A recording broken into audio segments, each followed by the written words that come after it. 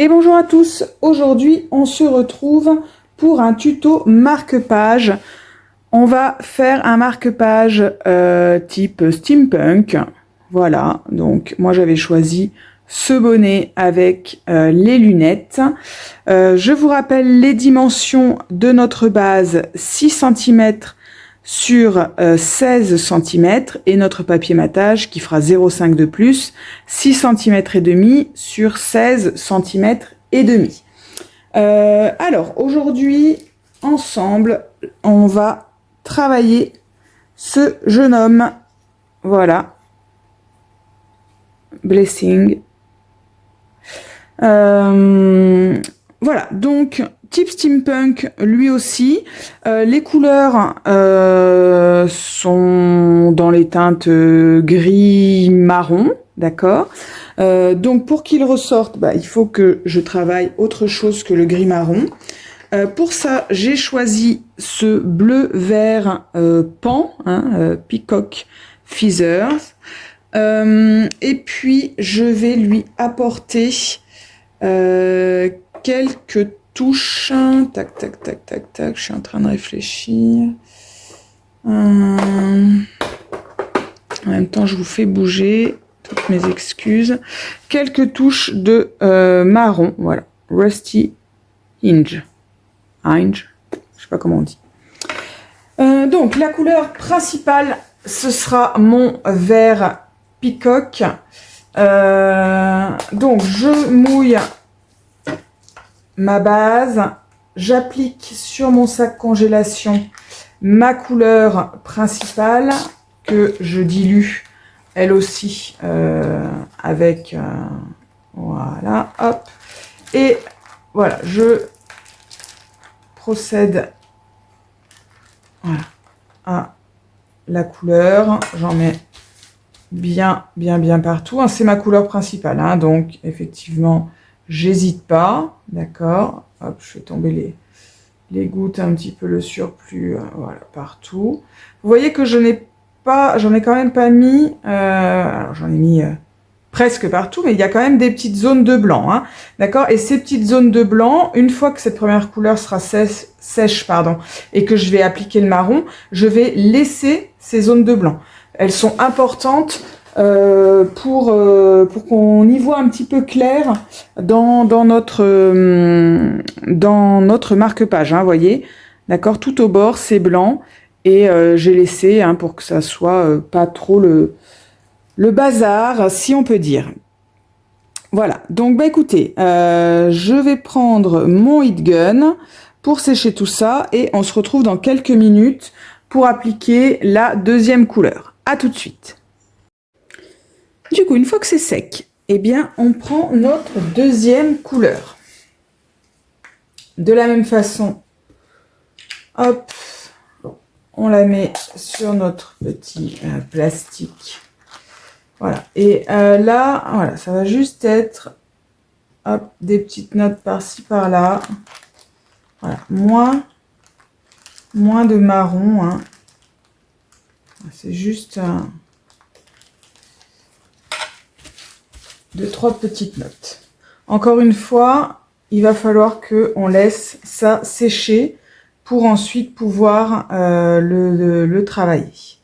D'accord? Donc, de nouveau, on se retrouve tout de suite après. Alors, maintenant que c'est bien sec, on va pouvoir décorer notre marque-page.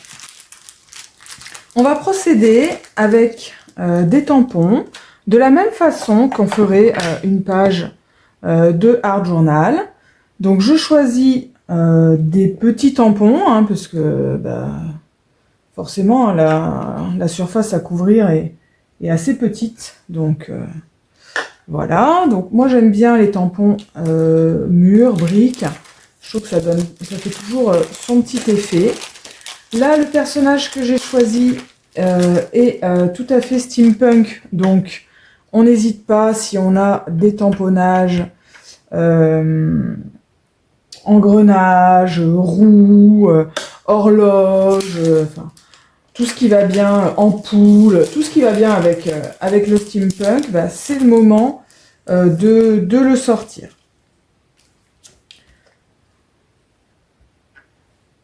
Hop. Vous voyez qu'il y a des tampons que parfois j'utilise plusieurs fois, hein, à plusieurs reprises. Ce qui fonctionne bien aussi, hein, ce sont les tampons écriture, les tampons chiffres. Si vous les avez en pochoir, hein, vous pouvez également les utiliser en pochoir, bien sûr. Ça fonctionne toujours, ça, hein, vraiment. Les chiffres, les lettres, ça marche à fond. Ça habille toujours le pochoir. Enfin, moi, je fais aucune page de fond sans mettre des chiffres ou des lettres. Je trouve que vraiment, ça apporte quelque chose à notre page. Voilà, tout ce qui est tâches, ronds, les ronds de verre, tout ça, hein, vraiment, c'est ce qu'on veut, c'est ce qu'on aime pour les fonds de page. Donc vraiment, on n'hésite pas, on s'en sert, c'est le moment.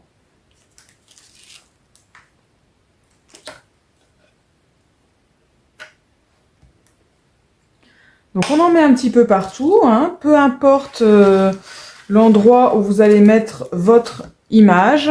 J'ai envie de dire voilà, qu'il ne faut pas trop d'ailleurs se poser la question parce que en fait sinon vous n'allez rien mettre dans cette zone et on va voir que vous avez évité cette zone. Et ça, il faut surtout pas justement que ça se voit. Il faut surtout pas qu'on ait l'impression qu'il y ait une zone qui était un petit peu désertée par vos tamponnages. Donc voilà, il vaut mieux en mettre un petit peu partout. Et puis après, ceux qui seront cachés. Hein, c'est pas grave, mais au moins, voilà, ça... On a l'impression que vous avez traité toutes les zones de la même façon. Voilà, donc je vais venir coller mon image comme ceci. Voilà. Je suis en train de me demander si je fais pas une petite découpe là dans le blanc. Il y a un tout petit peu de blanc là, ici, mais d'habitude ça me dérange pas trop, mais je sais pas pourquoi là ça me dérange. Je pense que je vais découper ça au cutter. Donc on se retrouve tout de suite. Voilà, j'ai découpé ça et ça me va mieux. Donc je vais utiliser ma petite colle avec mon embout tout fin parce que voilà, entre les jambes, le morceau de bras, enfin là ça serait un peu compliqué d'utiliser le scotch double face. Donc voilà, je préfère utiliser la colle à ce petit bout de pied là, voilà, pour que ça colle bien jusqu'au bout. Vous voyez, il y a des petits coins là dans les manches. Enfin, voilà. Le scotch double face, c'est bien soit sur les très grandes images, voilà, où du coup on peut utiliser dans le centre et tout ça, ou alors vraiment les images avec des formes très géométriques, type carré, rectangle. Mais sinon, j'avoue que c'est pas ce qu'il y a de mieux, quoi. Donc voilà, j'ai mis de la colle partout. Je vais venir hop, positionner ça là où je voulais mettre. Hop, voilà, le visage dans le bleu, je m'étais dit, voilà. Donc ici, voilà, j'appuie bien avec mon sopalin pour que la colle se répande partout et surtout, comme ça, si elle dépasse, elle est absorbée par le sopalin.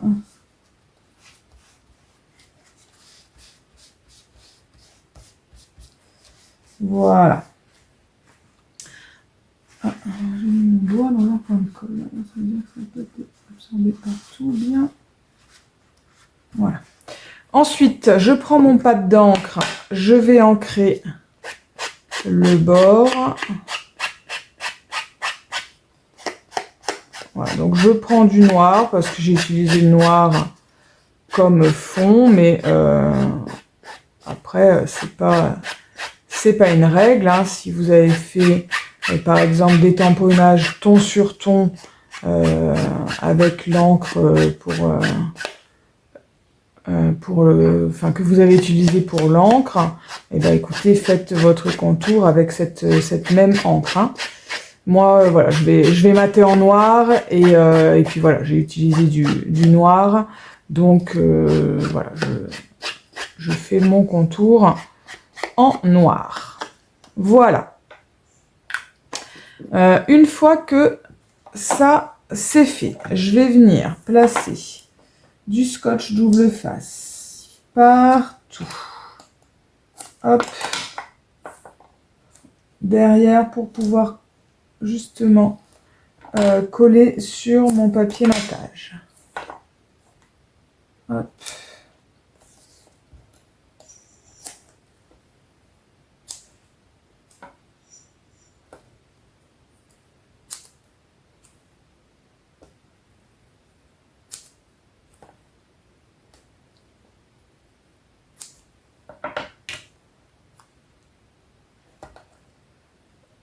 Je prends mon rectangle, donc il fait 0,5 de plus, hein, il fait donc 6,5 sur 16,5. Hein.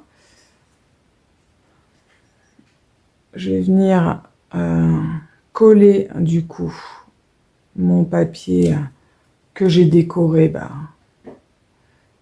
sur ce papier noir, papier matage.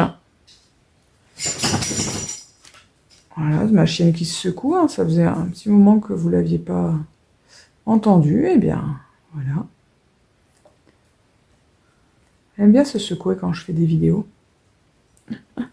Non, je pense qu'elle se secoue toujours de la même façon, mais d'habitude, j'y prête pas attention. Et là, forcément, hein, comme c'est le silence dans la maison, bien évidemment... on n'entend que ça. C'est pour ça que on le remarque. Alors voilà, je colle bien droit parce que après, c'est fichu. Hein. Le scotch double face, ça pardonne pas. Il y avait de l'encre un peu partout là. Hein. Voilà. Voilà. Une fois que ça c'est fait, je vais venir mettre mon œillet. Où je mets ma pâte de structure d'abord. Qu'est-ce que je fais? Je vais mettre d'abord l'œillet parce que comme ça va me permettre de le manipuler. Parce qu'une fois que j'aurai mis la pâte de structure, eh bien, ça sera plus difficile à manipuler. Donc, je choisis un œillet qui va bien. Qu'est-ce que je fais? Est-ce que je mets du noir? Ou est-ce que je mets du orange? Ou est-ce que je mets du bleu? Je vais mettre le orange, tiens, allez. Donc, pour installer votre œillet, il vous faut une pince Crocodile, comme ceci. Moi, c'est la marque We Are Memory Keepers. Donc on essaye de le centrer, c'est-à-dire que votre feuille blanche fait 6 cm, donc ça veut dire qu'il faut mettre 3 cm votre œillet. Voilà. Hop. Ensuite, je vais presser tout ça grâce à ma pince Crocodile. Voilà, j'appuie très très fort. Voilà, pour que ça soit bien écrasé. Voilà. Donc, souvent ça s'en va pas, hein, le petit papier qui est au milieu. Hop, je le pousse avec ma pointe de compas. Et voilà. Donc, après, moi je vais mettre... du ruban à l'intérieur. Ouais, je vais le faire maintenant, parce que comme ça, une fois que j'aurai mis ma pâte de structure, j'aurai plus du tout besoin de manipuler. Donc, je vais aller chercher un morceau de ruban noir et un morceau de ruban orange. Je reviens tout de suite. Voilà, donc j'ai découpé 2 morceaux. Franchement, j'ai pris un peu au pif. Je vais vous dire à peu près. Ça fait à peu près 22 cm, hein, grosso modo. Donc, hop, je les prends au milieu. Je les plie pour les faire passer dans mon œillet. Hop. Voilà. Hop, je fais une petite boucle. Voilà. Et voilà. Alors, pour être sûr que ça ne va pas bouger, je vais venir mettre un petit point de colle ici, là, sous mes rubans. Voilà, vraiment ici, dessous, à la jonction. Je tire bien à fond, j'appuie bien fort.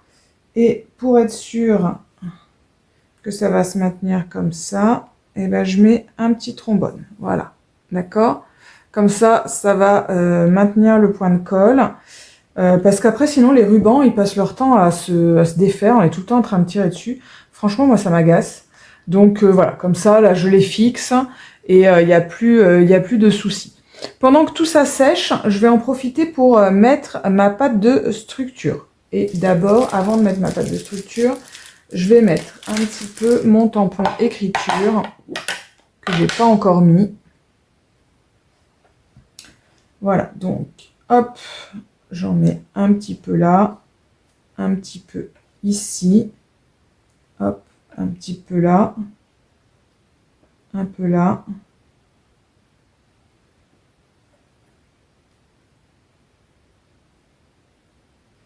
Voilà, un petit peu partout. On n'hésite pas à le mettre à cheval sur l'image et sur la page de fond.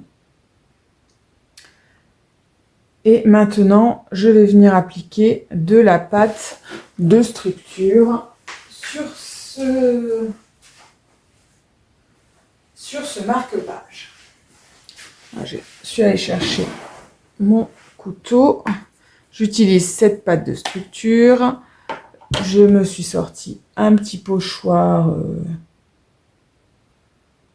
Voilà. Et je vais venir en appliquer un petit peu de ci, de là.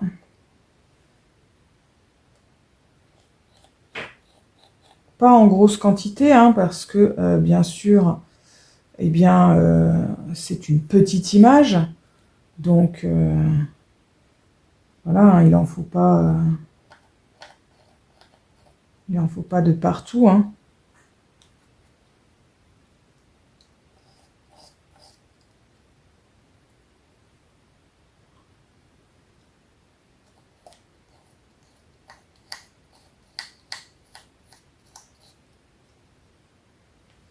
Voilà.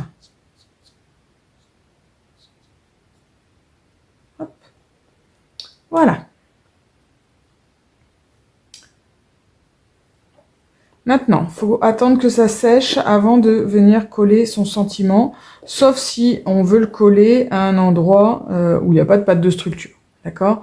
Moi, je vais attendre que ça sèche et puis je reviens vers vous pour le coller. À tout de suite.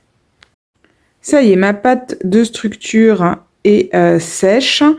Donc, je vais pouvoir venir mettre la touche finale, c'est-à-dire venir coller mon sentiment que je vais venir placer, voilà, ici. Hop. Voilà. Alors, je vais pouvoir également enlever ça, c'est bien collé. Moi, je vous conseille aussi de venir brûler le bout de vos rubans de façon à ce que ça ne s'effiloche pas. Donc moi j'ai ça pour allumer ma cheminée, donc je m'en sers, hop, voilà, hop, et hop, voilà. Juste un petit coup, une petite flamèche, et ça y est, comme ça on est sûr que ça ne viendra pas s'effilocher, et le marque-page est terminé. Bah écoutez, j'espère qu'il vous plaît, et on se retrouve bientôt pour un nouveau projet. Bye bye!